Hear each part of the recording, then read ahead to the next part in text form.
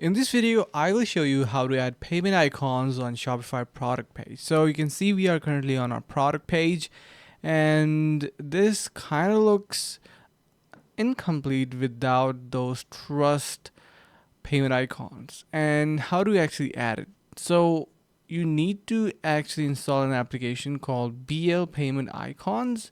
And once you simply install it, automatically your product pages are going to be having these you can see payment icons, so you can change them to anything that you like for example, let's just change it to crypto, and you can see you can incorporate literally 10 different kinds of product uh, icons, payment icons. So these are really helpful if you want to build some trust and make your website look even more authentic, especially on your product page.